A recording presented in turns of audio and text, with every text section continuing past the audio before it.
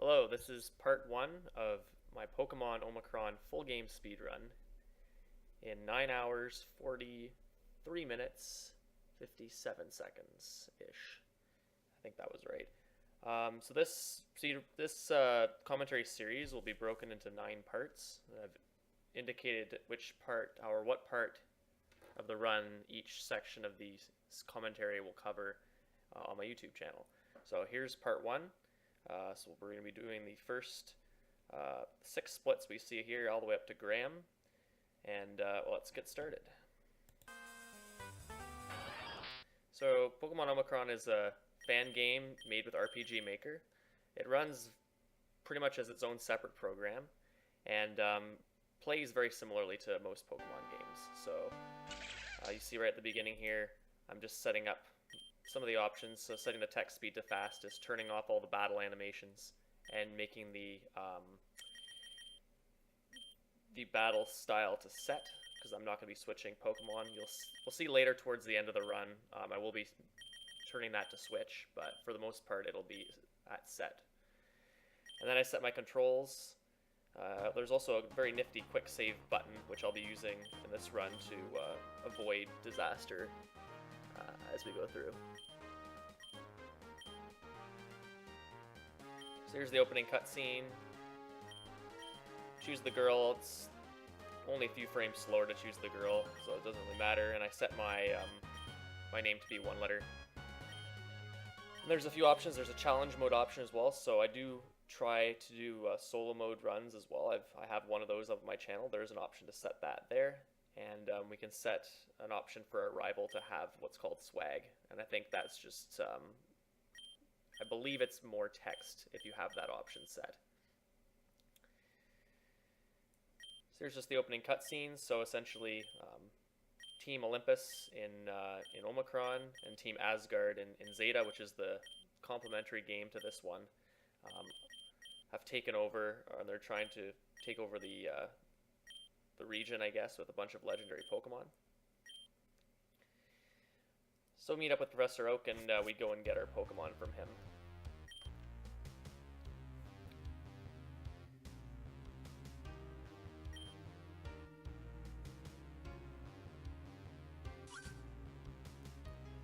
So here we have 3 Pokemon that we can choose from in the regular version of the run. There's Bellsprout, Magby, and Horsey, and I choose Horsey as my starter.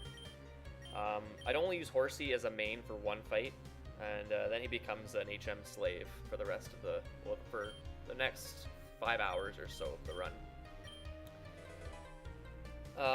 I'll indicate later there is a benefit to picking Horsey over the other two, Magby and Bellsprout here. But yeah, for now, I take Horsey. Horsey actually does this fight pretty slowly, but his benefit comes with the HMs that he learns. So this fight is a fight against Jeremy. He's the professor's assistant, and he doesn't really do any damage to us. He normally just does either Tail Whip or Growl, and essentially just lowers our stats. So this fight, we need to use Bubble, because he's obviously, we noticed there, Snubbull had Intimidate, so that lowers our attack. And he also uses Growl, so Bubble doesn't get affected by any of the moves Snubbull uses. That fight usually goes 5 turns. If you're lucky, it can go 4 without a critical, and it can go 3 with critical. And I don't know if I've ever had 2 criticals in that fight, but I think it's still only 3 turns. And that's the first and only fight for Horsey as a main. See there we pick up the running shoes, so that just makes moving around the map a lot easier, and there's a button to toggle auto run, which we use. We don't need to hold down any keys to run. Talking to this guy here outside the lab, he gives us a bunch of items. Most of them are completely useless. One of them is the Amulet Coin, which we'll be using at the beginning of the run. And we're saving first and before picking our Hawlucha. And Hawlucha is the Pokemon we're going to be using for most of the first 5.5 hours of the run. And towards the very, very end of the run as well, we do use him there. For Hawlucha, there's a couple main criteria that we want to see. We want to see a non-minus attack nature. So we want to see anything but... well, Timid is one of the natures that's not acceptable. We ideally want to see plus attack, but it's okay if we have neutral attack. In addition, we want to see an IV of around 20 or higher, and we also want to, and that'll manifest itself into an attack stat of at least 19 for a neutral nature, which we see here. In addition, Hawlucha can have one of two abilities, Limber and Unburden. We really want to have the Limber ability. The reason for that is there's a lot of situations in this run where we're going to be facing attacks that can paralyze, and there's really no way to heal paralysis really conveniently early in the game because there's no berries available, the Cherry Berry.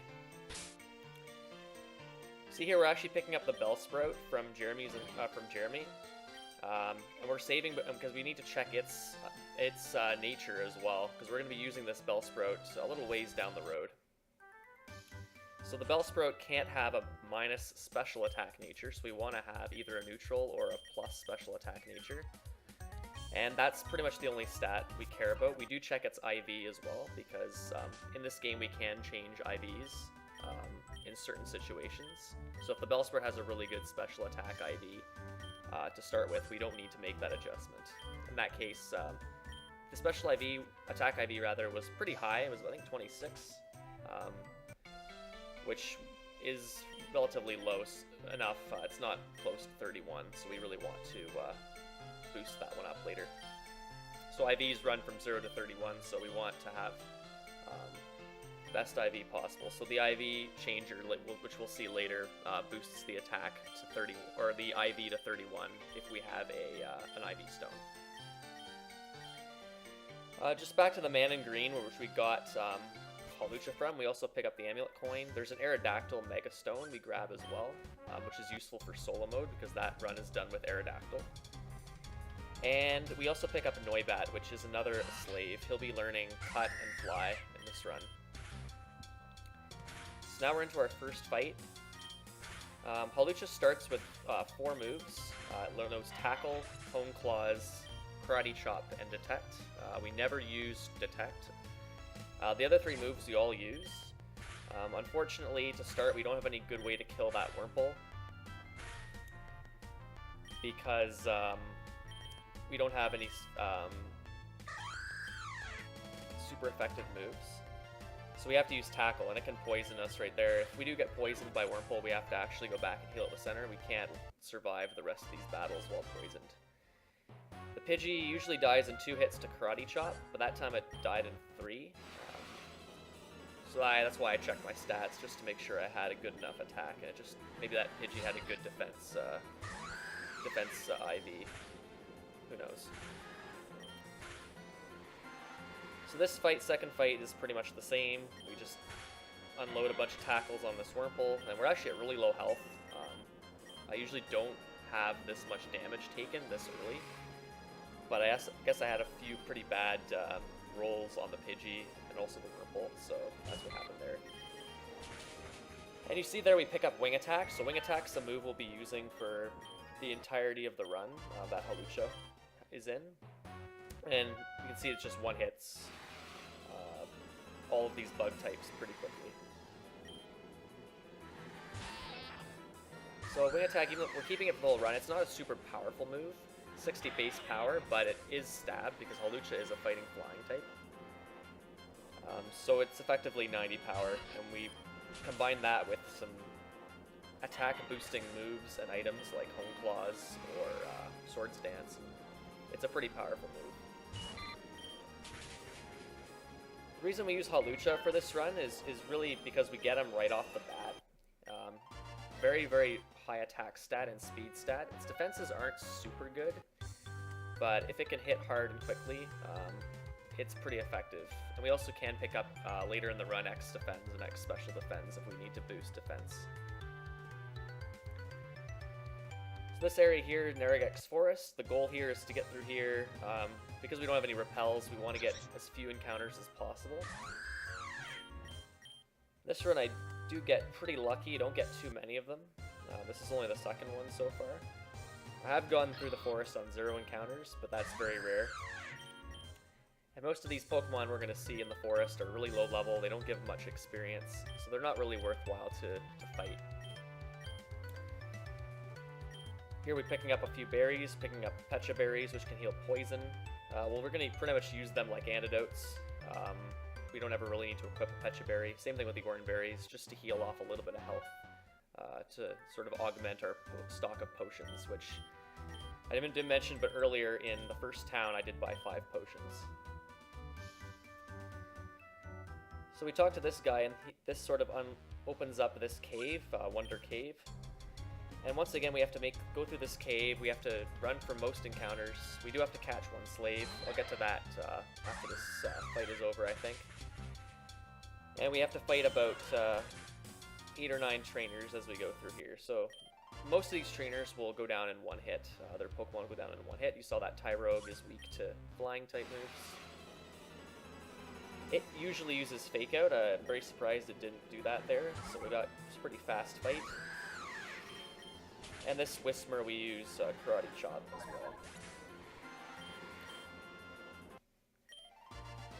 well. I didn't mention, but very beginning of the run I switched Karate Chop and Tackle around, and the reason being is we want to have Karate Chop in slot 2, and we want to have Tackle in slot 4. And that just comes down to the management of my moves later in the run. This trainer here can be a little bit annoying. He's got 2 rock types. Very most likely that Geodude doesn't die to Karate Chop.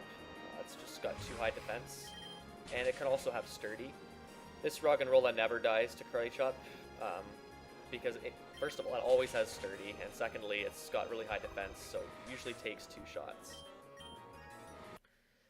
You'll see as I go through this cave, if I can finish a Pokemon off with Tackle, I will, because Tackle is not a super used move during the run. We want to conserve Karate Chop and Wing Attack PP, because we're not going to be taking centers for a while. And first encounter we get is a Cubone, and Cubone is the perfect slave that we need for this part of the run. We need a slave that can learn both Strength and Rock Climb, or Rock Smash rather, and ideally in addition we want it to be able to learn Rock Climb as well. Almost everything in this cave can learn Strength and Rock Smash. The only one that can't is Whismur, so we just run from every single Whismur we see. Not useful at all. Of the remainder, there's Onix, Geodude, Roggenrola, Cubone, and Makuhita can learn Rock Climb in addition to Strength and Rock Smash. So we ideally want to get a Cubone or a Makuhita in this cave. And luckily we got a Cubone, and I had to use Tackle twice to weaken it because I didn't realize Tackle could do so little. This is just to improve the catch rate. Before I saw that Cubone, there's a lot to discuss here actually. I'm falling a little behind, but I picked up an IV Stone. So as I mentioned earlier, if we go to an IV changer and have an IV Stone, we can choose one of our stats on one of our Pokemon, and he'll boost the IV of that Pokemon stat to 31, and that essentially means 31 IV is we're going to get the highest growth rate out of that stat. So we want to use that on a stat that we're going to be using quite a lot during the run, and we're going to be using that to boost Hawlucha's attack IV, because Hawlucha's essentially a physical attacker.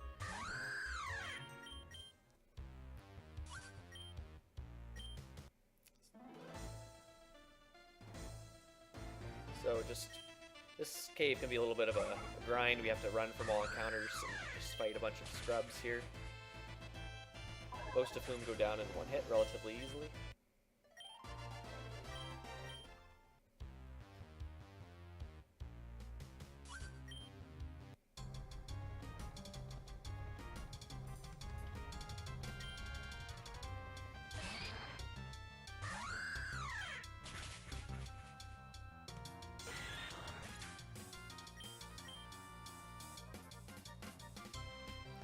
This is the main benefit to having Hawlucha for this part of the run, is he just deals really well with all of the trainers in this gym, and does really well against the first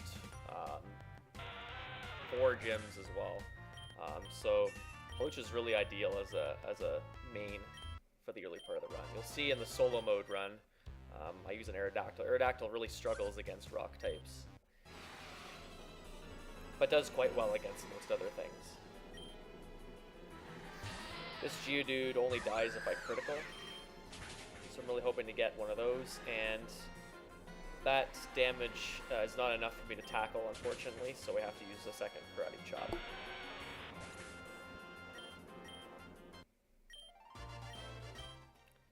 Just one more trainer left, so we're really hoping for as few encounters as possible. This girl has a Tyrogue as well, just like the first trainer in the gym.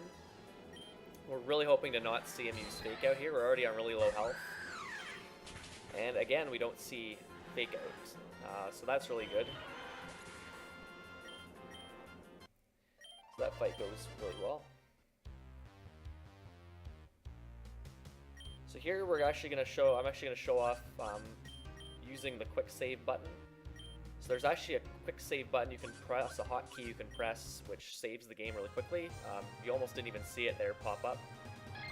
But I'm saving before this unknown, because I don't want to kill this thing. If I critical it, it dies. Also, if it hits me with, and its hidden power is super effective, it can kill me. The reason being we want to catch this unknown. It's a pretty useful slave for a number of reasons. It learns one of the HM moves I need towards the end of the first region of this run. It's also really useful that it doesn't learn any moves leveling up, and I'll explain that a little bit later when we get to the Dimitri fight, which is the 7th gym leader. You'll see I quick save at Farah a bit in this run. It's quick, it doesn't cost too much time, and it allows me to avoid fighting certain trainers that I don't want to fight. And I can actually use it in certain cutscenes, so that doesn't cost any time as well. So the first instance was actually used in the middle of that cutscene. So actually at the start of the run I didn't mention as well, actually there's a button you can select to remove your followers. So you can have your Pokemon following you around and you can interact with them, but actually you interact with them randomly sometimes when you don't want to, and that wastes time because a text box pops up and the cry plays and whatnot. The downfall of removing the followers is navigating that gym can be quite challenging. So you can see I'm actually invisible to start until I find all these flowers. And I can run into those extra trainers if I'm not careful. So Devin's the first gym leader. He's pretty straightforward. This Meditite can use Detect, which wastes PP and time, but didn't see that there. But otherwise those two go down in one hit. You'll see his last Pokemon, the Riolu, I actually lead with Tackle. This Riolu has a Focus Sash, which essentially means that if it's hit with a one-hit KO move, it will survive on 1 HP. So it's kind of like Endure, the move. So I lead with Tackle. Another reason I don't want him to do that is that he'll heal with a potion, and that Riolu also knows Counter. So if I hit him with that one-hit KO move, essentially Wing Attack, and he lives on 1 HP and he has Counter rolled, he'll just use Counter and kill me. So that's why I lead with Tackle. To avoid the healing, to avoid the Focus Sash being activated, and to avoid getting killed by Counter. Here's the IV changer, so I'm just going to switch my attack IV to 31. So I think it was around 21, 22 to start, so now I've got the maximum growth rate on that stat. And I talked to that girl because that's required to advance the storyline. And this guy here wants to sell us the HM for strength for $1 million, which we obviously don't have, but we have to talk to him for reasons we'll see in a few minutes. Here's the first Mart of the run. I've spent most of my money that I've accumulated here. I buy 11 Repels, 10 Super Potions, and an Escape Rope. And I've equipped the Amulet Coin to start. And that allows me to get all these items because money's pretty tight early on. We do get quite a lot of money later, but we don't have too much right now. I'm going to quickly return to the forest. This is necessary to get the strength HM, so I'm just going to quickly heal Hawlucha to full. Use a repel because I don't really want to get encounters in here. I can't buy repels before I go through the forest the first time, unfortunately. And the girl I talked to in that IV Changer's house has a Drowsy who's the son or daughter of this Hypno. And the Hypno, in exchange for you telling her that their Drowsy is okay, that Hypno will go steal the HM from that guy. So we get HM04 for free.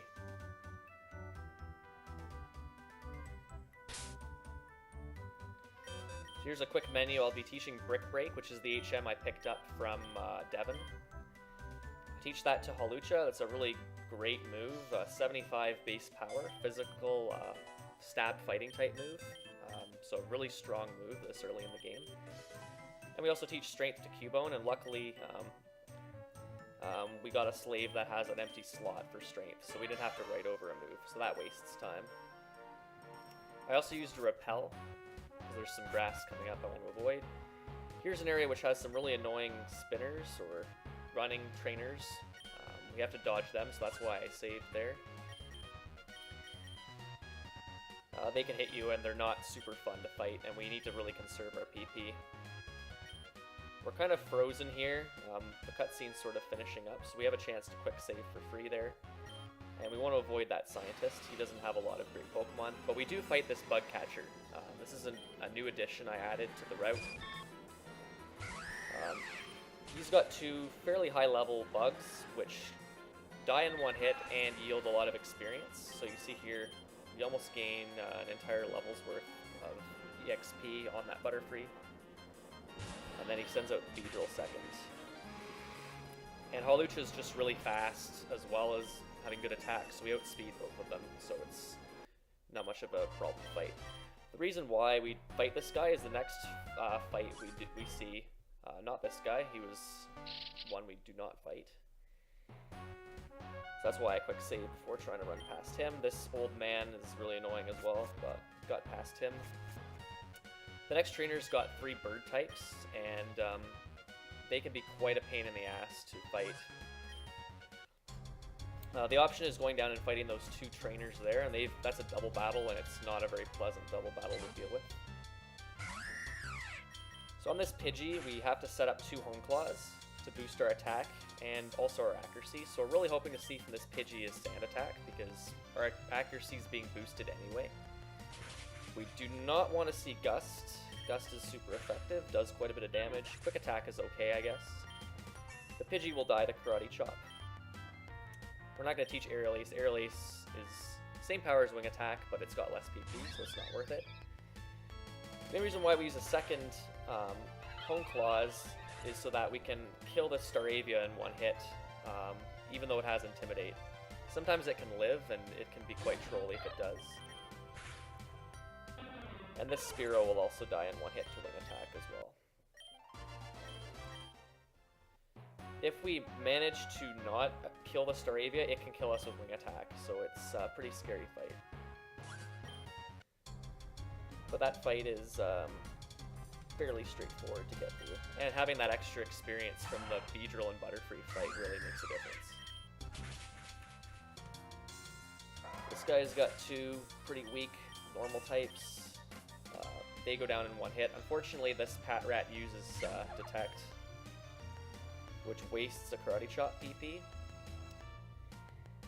Which, as I mentioned before, PP is very tight in this run, at least early on, so we have to try to use as few as possible.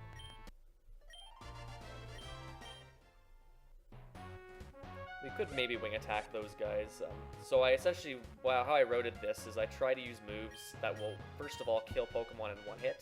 I set up the least amount of time, so use as few X items, as few moves like Home Claws. In addition, we want to avoid super effective text as much as possible as well. So, in most cases, I'll try to avoid super effective text if my move will kill. In that case, it might. I haven't actually tested that yet. So it's not fully optimized this run, but it's pretty good. Here's our first forced rival fight.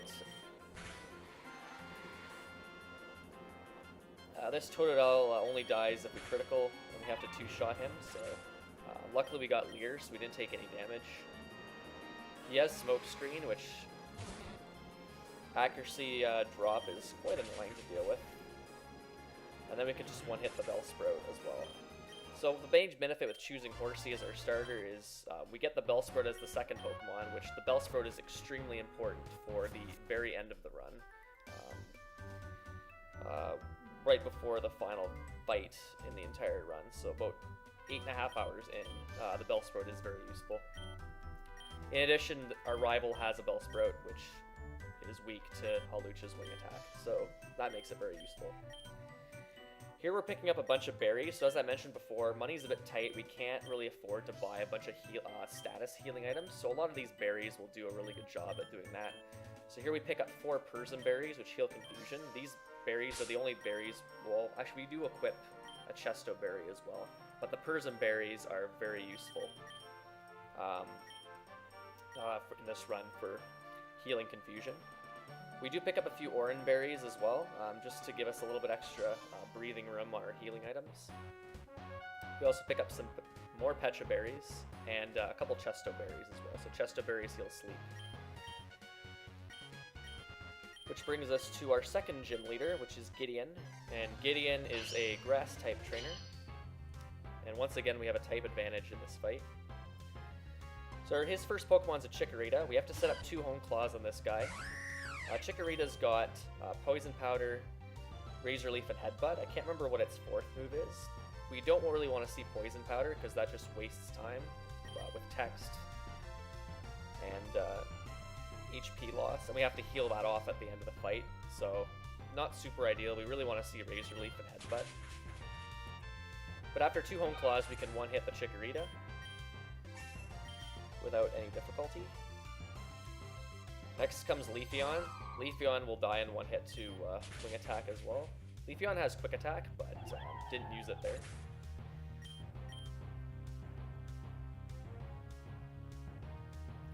And that lastly is Nuzleaf, and we can actually use Karate Chop on this guy because he's part Dark type. So 3 pretty simple one-hit KOs. Of course we have to set up first, but that's fine. So if you look at my splits, this is my first time doing this run in full. I've done the different parts of the run separately. So the time loss that you're seeing on the previous segment part there is actually, I'm kind of running against my best splits ever on each of these splits. So here I was a little bit behind. My first split I was a little bit ahead. So my sum of best is about 9 hours. This is obviously not going to match that perfectly. That would require insane luck. So right there I just healed off that poison using a Pecha berry. So I have about 4 of them, so I usually run out towards the very end of the run. But they last me quite a long time.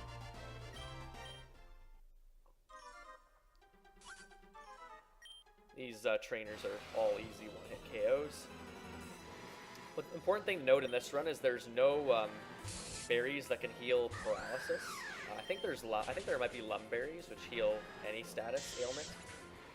But there's no cherry berries in this run, and so this is why the Limber ability on Hawlucha is so important, because if we get paralyzed at any point, we have no way to heal that off. We'd have to buy paralyzed heals, and we just don't have the money to be able to deal with buying those kinds of items at this point.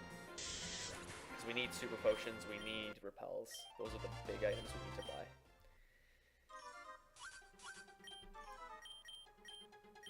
So here's our first encounter with Team Olympus. So this is one of the sort of henchmen, lieutenants of Team Olympus that we fight. This is Athena. Her Pokemon all go down in one hit pretty easily. As you can see, I just break that Hoot, wing attack this Riolu. Her third Pokemon is a Mienfoo, which has Detect. So I don't know if I do it here. I think I actually just go ahead and try to wing attack him. Yeah. What I can do if I'm really low, well actually no, you'll see it here. I use Hone Claws on the first turn, hoping that he'll use Detect. Because I don't use Hone Claws too much before I need to take a center, it's okay to waste a Hone Claws there, and it saves me losing another wing attack, because PP does become really tight if I start burning a lot of moves. So that fight's not too bad. You'll see here that Zeus, which is the boss of Team Olympus, he's on a mission to capture a bunch of different legendary Pokemon and travel back in time and fuck shit up, essentially. So he catches their Shaman with a Master Ball. So that's we'll see that Shaman a little bit later in the run.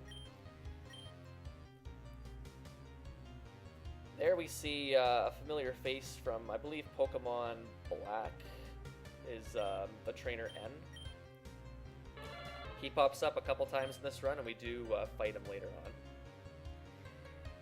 Here we have to navigate the dark with without Flash. We can pick up the Flash TM, but the only Pokemon that can learn it is Bellsprout, and as we'll see, we can't really afford to teach Bellsprout any moves like that. Because Bellsprout will be used later in the run. But with a bit of practice, I can get through this cave pretty easily without wasting too much time. First thing I do when I get to this town, which is Fyonga Town, Fyonga City, is I talk to this sailor gentleman here. And what he does is he changes the nature of one of your Pokemon to adamant. So you saw that my nature initially on the Hawlucha was Lax, which is plus defense minus special defense. Or maybe it's the other way around. I cannot remember. I think it was plus defense minus special defense. Adamant is plus attack minus special attack. So in addition to having a 31 IV attack, we now have a plus attack nature. So that gives us another boost to our attack stat. And we don't need special attack at all because Hawlucha actually learns 0 special attacks, and I don't teach him any during this run. This brood, I actually fight the gentleman down there, and I fight these two twins here. There's an option to fight only one double battle in exchange for doing these 2 battles, but I opt to do the 2 battles instead. Firstly, because this double battle is a lot easier. There's a lot less trolling that can happen. These pokes are really easy; they die in 1 hit. Fortunately, Horsey can't do much, but I do spam Smoke Screen just in case to limit the damage that the Sentret does. This fight's not too bad. Horsey does gain a level, but it's overall not too big of a deal. The gentleman that I fought first, who has the Poliwag, he gives us quite a bit of money. We'll see. I did some commentary for this run a while back. I've since changed the strats a little bit, and I do pick up an additional move, which costs money. And so having that extra money actually really helps. But those 2 fights aren't too bad. So here we're just going to use a Repel, we're going to heal. So I try to do a lot of things in one menu, just to save going into your menu. That's a typical strategy used in any Pokemon speedrun. I do make a few mistakes here and there where I go in the menu multiple times. So this guy here is our first encounter with a Magnemite. So Magnemite can or cannot have Sturdy. It's kind of random. That's the unfortunate thing about this game, is you can't really route around having these trainers having certain abilities. So we're really hoping to not see Sturdy there, because that means we have to burn a Wing Attack PP to finish off the Magnemite. And we healed, obviously, because Thunder Shock did a fair bit of damage, and we don't really want to die at this point. This is a situation where, if we didn't have Limber, there's a chance to get paralyzed by the Magnemite, and we don't want to see that at all.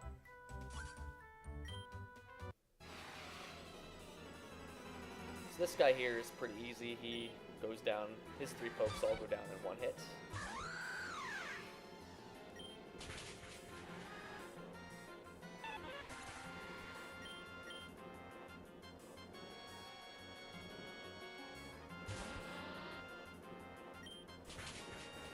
Unfortunately, there's no way to turn off the rain.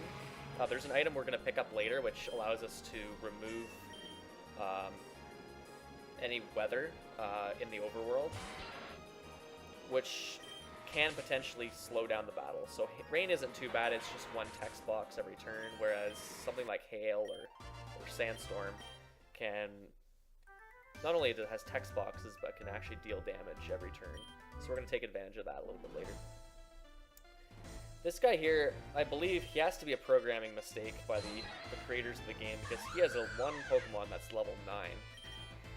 Which is kind of annoying, because although we do finish him off relatively quickly, he gives us absolutely no useful experience, and it does burn a very valuable PP of Karate Chop, but there's really no other option. I guess we could use one of our slaves to kill him, but that's just slower, and it doesn't really waste too much time or PP. Here's another guy with a Magnemite, so I think I healed a little bit here again, just to be safe, because again, this Magnemite can or cannot have Sturdy. If it doesn't have Sturdy, then it's a pretty easy fight, but if it does, then it wastes time. That's ideally what we want to see is Magnet Bomb. So this fight and the previous Engineer fight are the two main reasons why the solo mode run with Aerodactyl is absolutely awful. Because Aerodactyl does not have any moves to deal with these Pokemon, but that's for another commentary series. See there, I actually ran out of Karate Chops. I normally Karate Chop that Clink. I try to use my Karate Chops up early, and then I just stick to Brick Break later. I do need to Brick Break the Porygon, though. Porygon does not die to Karate Chop.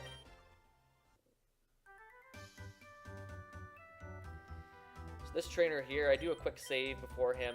His lead can live and be quite deadly. So he leads a Shellos, which is a water type. It's raining. This Shellos knows Water Pulse, which will get boosted by the rain and also can confuse. But luckily our attack is just too good, and he goes down in one hit.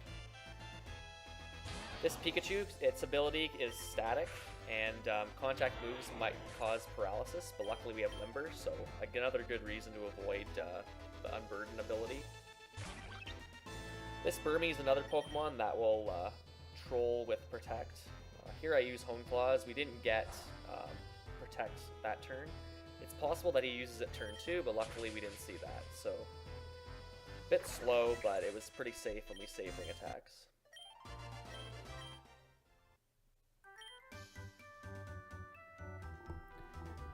So here's a little cutscene. So we see actually that blue-haired guy that we encountered earlier. He's Cyrus, and so he's another one of the antagonists from Pokemon Black and White, as well as Anne, of course. In this game, they're actually good guys, for whatever reason. I'm not sure exactly why. But this is just a quick cutscene we have to do. And we have to go back to Superior Town, which is where the first gym is, to talk to this guy. But now, luckily, after I do a quick menu here,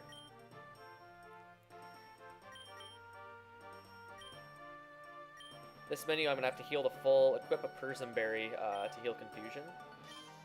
And so I use Oran Berries, an Oran Berry and a potion there to avoid using 2 potions, because potions are 20 HP healing, whereas an Oran Berry is 10, and I needed to heal about 30.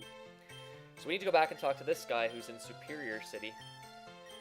And luckily we don't have to run all the way back, because that would take forever, so we actually get warped back there. If we were really low on PP, we would actually not talk to him first. We would immediately exit his lab and go take the center. If we talk to him first and then exit the lab, we get warped back to the route we were just at. So that's really important that we take the center before we speak to this guy. But generally with this route, we won't run out of PP. You'd have to screw up quite badly for that to happen.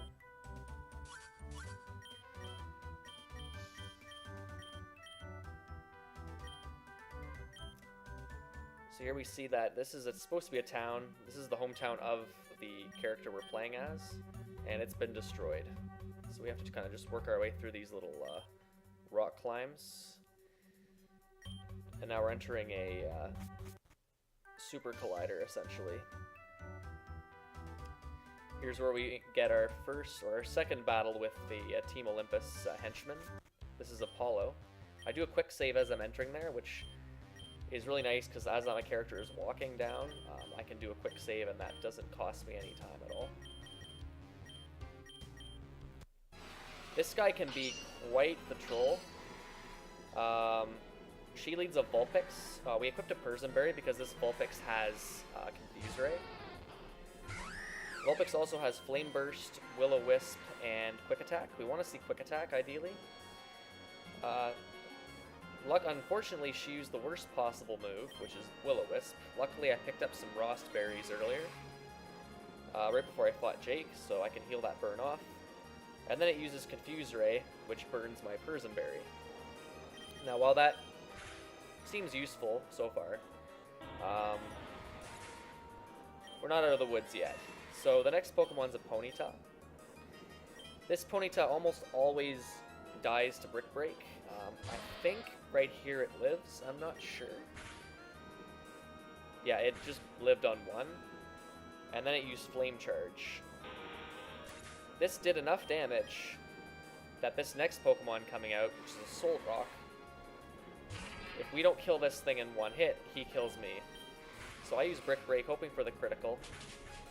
And he uses Psybeam, which probably would have killed me anyway, but it criticaled, so I was dead regardless.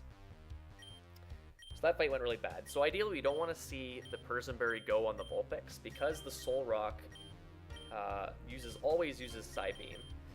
I actually have seen it use Rock Slide, but it usually uses Psybeam because it's super effective. So the AI in this game, generally they'll use the super effective move in most cases. In certain cases, they won't.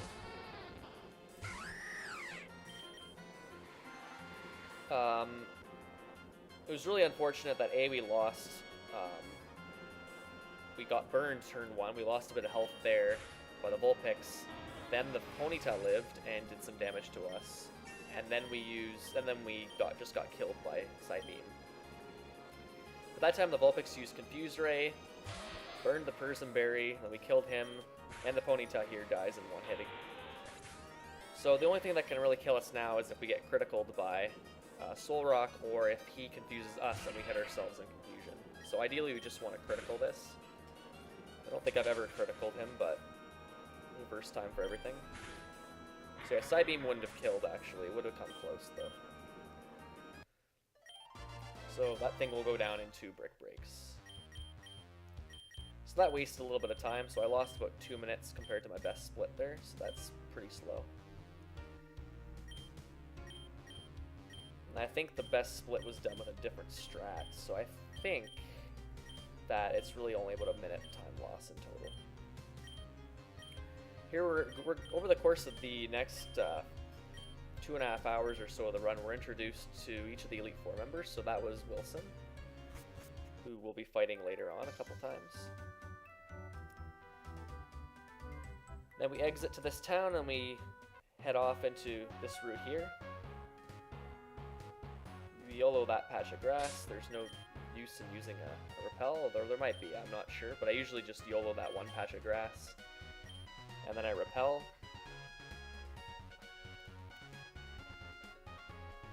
And heal a little bit, because the next fight we're going to be doing, we can take a little bit of damage, so we don't want to be dying at any point.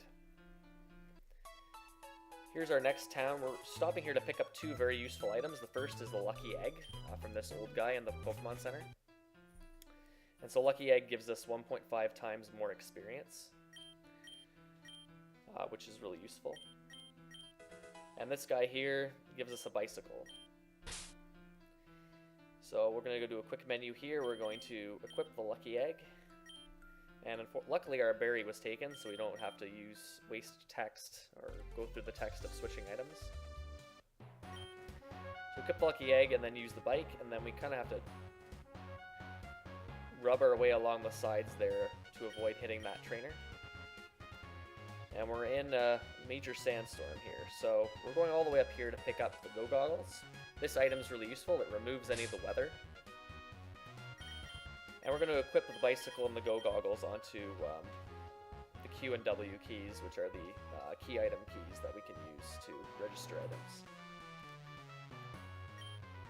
Now it's really weird. The sandstorm kind of comes back. It goes on and off, which is quite irritating. And I am trying to save before this fight as well. So we have to kind of get a quick save in, as well as remove the sandstorm, because that just wastes a lot of time in this battle here. So here's our second force battle with Jake. You'll see I'm actually really low on PP, so this fight I need to have 6 PP in total. It has to be at least one of each type of move I have left, so at least one flying type or at least one fighting type move. Otherwise, I just don't have enough PP to win the fight, which is really awful. So if I don't have enough, I would have to take the center earlier. Luckily, this Aaron killed itself with takedowns. That was really nifty, although it would have been much better if he didn't have sturdy. So we definitely need a wing attack to deal with this Weepin' Bell. The other 3 all die to fighting type moves. The last Pokemon in this fight is the Scraggy. It can die to either Brick Break or Wing Attack, so it doesn't really matter which move we use here, but I just use Wing Attack since I just used Wing Attack on Weepin' Bell, so I try to use the same move back-to-back turns if possible. So that Croconaw has Ice Fang. It can do a fair bit of damage, so that's why I healed a little bit. That Croconaw dies, requires 2 Brick Breaks to kill. Sometimes it can take a Wing Attack to kill turn 2, but not always. And of course the Aaron can have sturdy, which can be quite a pain in the ass. So now we finally take our first center of the run, so now we have our full stock of PP. Then we can move on to this temple here.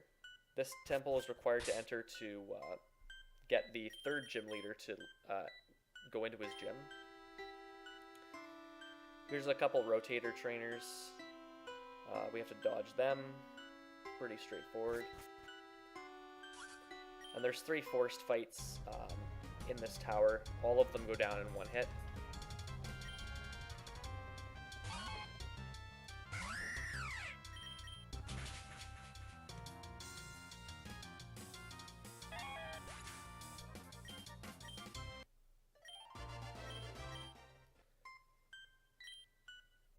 So as you can see, my Lucky Egg is equipped right now, so I'm currently picking up a lot of experience, and this will really get me well ahead of the levels of the Pokemon that I'll be fighting for the balance of the first region at least. So the Lucky Egg is really useful.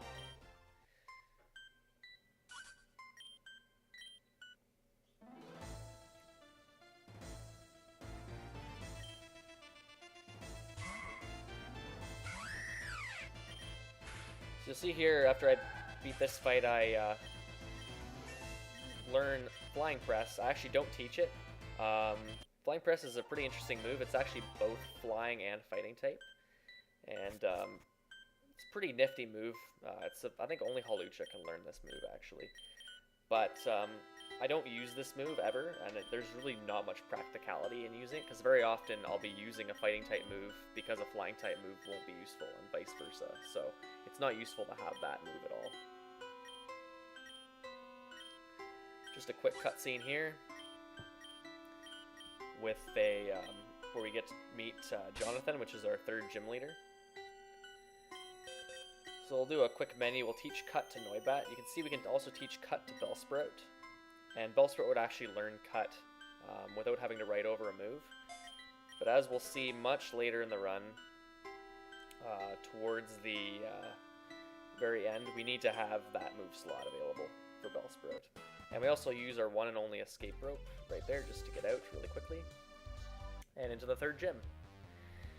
So this gym we have to actually put on the Go Goggles because we don't want to be taking any sandstorm damage. This guy's got a few pretty tough pokes. Very luckily, his lead doesn't learn any super effective psychic type moves. It usually uses Psywave. It can also use Embargo.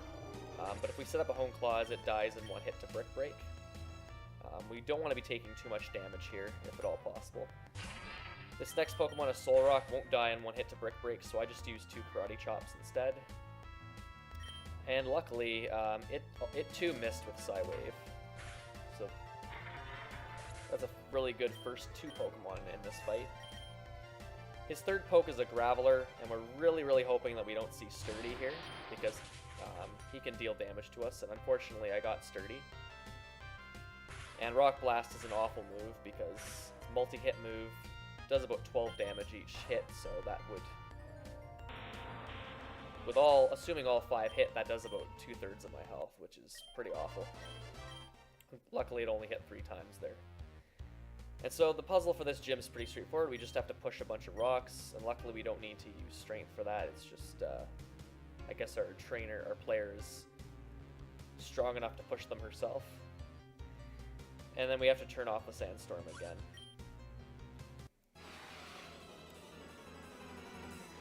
This next guy's packing 3 fossils. We have to set up a home clause here. I didn't used to use home clause on this fight. Luckily we got Leer. Leer does absolutely nothing to us, so now we can one-hit everything. This Kabuto would have died anyway to Karate Chop.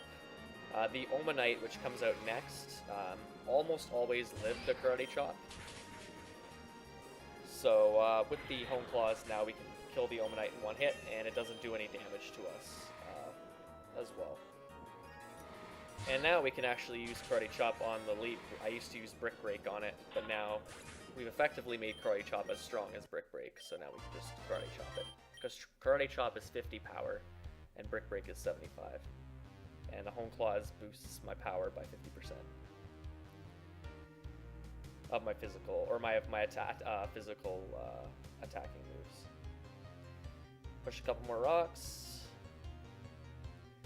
This next trainer can be extremely annoying to deal with, so I do a quick save here. But generally I don't need to save because I figured out a good way to just get around the bullshit that this guy does. So this Shieldin has Sturdy, it always has Sturdy, so it will always live this Karate Chop. And unfortunately his takedown missed, so he didn't kill himself, so I have to finish him off with Wing Attack. This Shieldin also has Metal Sound, which doesn't do anything particularly detrimental to the Hawlucha. It also has Swagger, which is an absolutely awful move because it makes us confused while doubling our attack effectively. We really don't want to be hitting ourselves in confusion here. So if I got confused there, I would just switch out and then switch back in because I haven't set up any home claws. I set up a home clause on this Onyx, and unfortunately the Onyx had Sturdy, so it didn't die. But the real reason we set up the home clause is so that we can one-hit this this Aerodactyl with Brick Break. So Aerodactyl is obviously not a pleasant Pokemon to deal with. Very strong, fast Pokemon with flying type moves is not really good to see. I don't believe it has. Oh, maybe it doesn't have a flying type move. I'm not 100% sure. So that fight went okay, I guess. Not too bad. So now we just heal to full because the next fight can be quite annoying depending on what kind of RNG we get. So if you haven't guessed already, this gym uses Rock type. So once again we have a type advantage over top of Rock. I don't know if you can hear the cat meowing in the background, but just never mind that. So this fight with Jonathan, we lead the home claws. This Rhyhorn can use, I think it knows Scary Face as well. Scary Face isn't great because that makes us slower than the Onyx coming up. But it used Stomp, so luckily we didn't get the flinch or a critical, so we're able to one-hit that guy really easily. This Onyx, I lead with Wing Attack on it. The reason being is that it can have Sturdy, and then if he does have Sturdy, Jonathan will heal, and that wastes a lot of time. So I lead with Wing Attack. Didn't get too much damage from Rock Throw, and we can move on.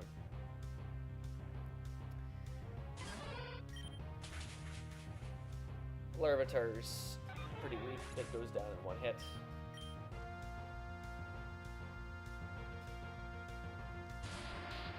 And Graveler, a very similar strat as the Onyx. We weaken it with Wing Attack first to avoid A, it having Sturdy, and B,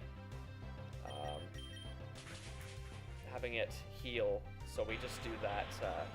It's pretty safe. It's a little slow, but it's pretty consistent. So we finished that split. As you can see, pretty good split. Pretty close to my best ever on that split. And we get Rock Slide, which is a move we're going to be teaching a little bit later in the run. Very, very useful utility move to kind of supplement the fighting and the flying type that we have already. So we make our way out of the gym, and we actually ran to the center to pick up the custom move. So this is something I added to the run. This is a move that's 70 base power. It's a physical attack, and you can choose what type it is. So we're going to teach this over Karate Chop. We don't really need a second fighting type move at this point. And we're going to set this custom move to be fire type. We're also going to give it a custom name. Doesn't really matter what we call it, but I think the default name is like custom, which looks kind of stupid. And it's also got more than one character, so I do a one character name just to save the frames, I guess. And it's fire type because our next gym is steel type. And while fighting works well against steel, there is one Pokemon in this fight which does quite well against fighting moves. So we don't want to be using fighting type moves exclusively in this fight. So we're just going to make our way back up north to the next town, which is where the next gym is.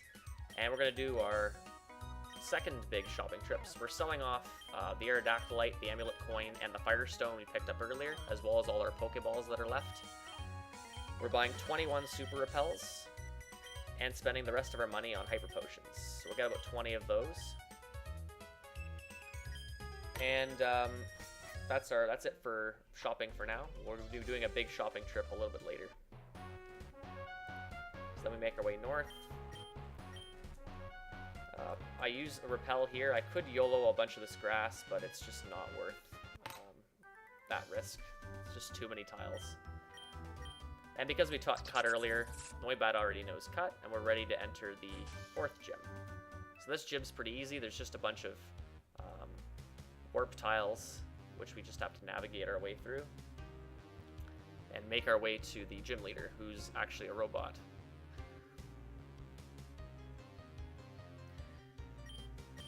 Do a quick save. This fight you can die on, so it's quite bad. So this guy leads with a Clink. This Clink has several moves. It has Shift Gear, which raises its attack and speed. It has Gear Grind, which is a physical steel type double hit move. It also has Charge Beam, which is a super effective electric move, which has a 70% chance to raise its special attack. We really don't want to see that. That does a lot of damage. We ideally want to see Shift Gear twice, because we need to set up 2 Hone Claws in this fight. So we saw Shift Gear turn 2, so that's alright, I guess. And we use our custom fire move on the Clink, because we want to be saving Brick Breaks for later. This Bronzor, for the longest time, I used to use the fire type move, and it would always live, which baffled me for a while. And then I realized that one of the abilities, because the ability is random, one of the abilities of Bronzor is Heat Proof, I believe it's called, which halves the power of all fire type moves. So now I use Brick Break on that guy. I use the fire type move on everything else, and ideally we don't want to see Magneton having Sturdy, because Magneton has pretty strong electric type moves. We don't want to deal with that. And also we deal with the gym leader healing his Pokemon as well.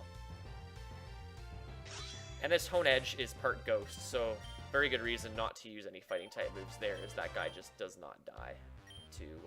Doesn't even take damage. So you can see there, that split went really well. Pretty fast, went through everything really well, and the fight was essentially perfect. Obviously Gear Grind was a bit slow. I guess Charge Beam might have been a bit quicker, but that's alright. So now we've got 4 badges, so pretty quick. The game starts off really fast. We get the first 4 badges in under an hour, and the first 5 badges in about an hour and 5 minutes. So it's really quick to start. Unfortunately, it slows down quite a bit in terms of badges after this point. So now we make our way back to this town, Agassiz Town, and we're actually going to go back in, and I should have probably renewed the repel there, but no big deal. And we go talk to the custom move guy, because we need a new type for our custom move, which is Dark type. Because our next gym is actually Ghost. And so we really want to have a good move to deal with Ghost types in this gym. So that's why we pick up the Dark types. It's a little bit of a detour, but not too bad. This is a cave route, essentially just repelling or making our way through here. Here's a new thing I've added to the full game version of this run is we pick up another IV Stone. We're going to be using that IV Stone not on Hawlucha, but on the Bellsprout in quite a ways from now, probably about 7.5 to 8 hours into the run. Here's another mandatory battle. This guy dies in one hit pretty quickly, so not too slow.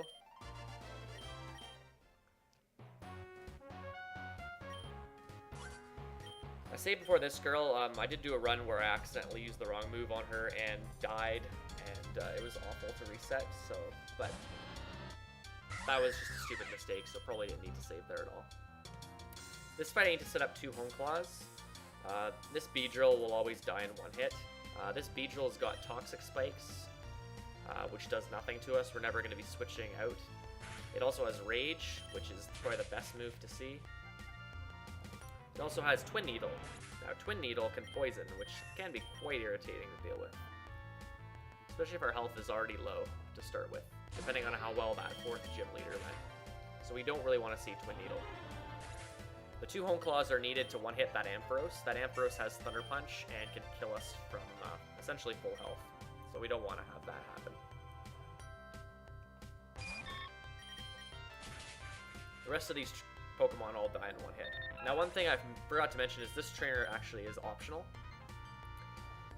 I choose to fight her, and there's a very good reason why, and I'll explain in a few minutes why. But I need to have I want to have a certain amount of speed for the next gym leader. I don't really know what exactly that is, but I found it's pretty consistent if I fight this girl and this guy here, both of which are relatively quick fights. So yeah, that first fight was 6 turns, but relatively safe fight. This fight is 4 turns. This guy's got the second stage evolutions of the 3 Gen 3 starters. The first 2 obviously are weak to flying, and then the 3rd one likes to use Bide, so it doesn't do any damage at all. I assume Marshtomp doesn't have anything that can do damage to flying types. That's probably why he uses Bide.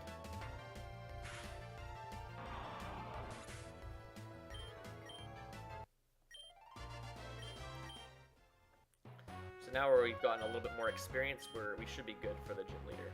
This guy is an annoying spinner, so I saved just to dodge him.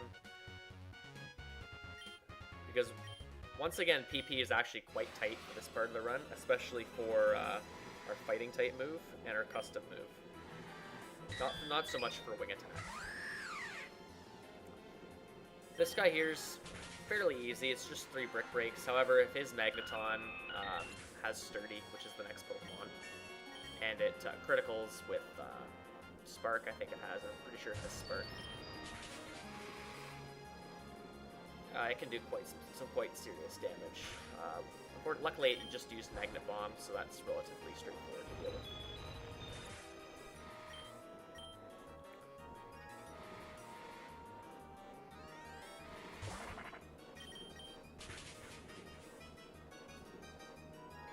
So before I got the custom move, I would use Karate Chop on a lot of these Pokemon because it's strong enough to kill them. So I am using quite a lot of Brick Breaks, and actually I'm going to come close to running out. So now we're in Kibu Town, so we're going to be coming back to Kibu Town probably about 3 hours from now, just under 3 hours from now, because we can actually get to, see those signs there at the bottom. That leads to a route which we can't access until we beat the Elite Four. See, we pick up a Max Ether. There aren't too many PP healing items lying around in the run. We can actually buy them later at the department store. But that Max Ether is extremely useful, which I'll get to a little bit later. Absolutely essential to the run. We also pick up the Fly HM from that Ranger house as well. Here I heal to full. It's pretty important I heal here. A lot of damage. It's possible to take a lot of damage here. And now we're in a gym that's completely in the dark with spinners. There's 4 of them that we need to pass, and I usually save before I pass a bunch of them. So again, we don't really, I went the wrong way there. We don't really have the PP to actually deal with them. We really need to conserve our PP as much as possible. So I'm playing a little bit safe here. And now we're on our good friend Graham. So the old strat for this, before I got the custom move, was to set up 3 Hone Claws and use Wing Attack on everything, pretty much. Now I have the custom move, so I only need to set up once. Because I was setting up 3 times, I had to equip a Persimberry. Because I don't have the Lucky Egg, wouldn't have Lucky Egg equipped, I would get less experience for this fight. But I really need the Lucky Egg equipped here, so I'm really hoping for no Confuse Ray, because I really want to not get confused, because obviously that could just wreck me. Luckily I got Shadow Punch, so we're all good. This Gengar can be faster than a Hawlucha, and that's the reason why I fight those extra trainers, just to get a little bit extra experience and allow me to one-hit this Gengar. Now I made a mistake before this fight. I was supposed to teach Rock Slide, and so as you can see, I hesitated a little bit there. I'm supposed to use Rock Slide on this Drifblim. It doesn't always die to custom move. Luckily it did there, so that's really good. It actually ended up turning out quite well for the most part for the run.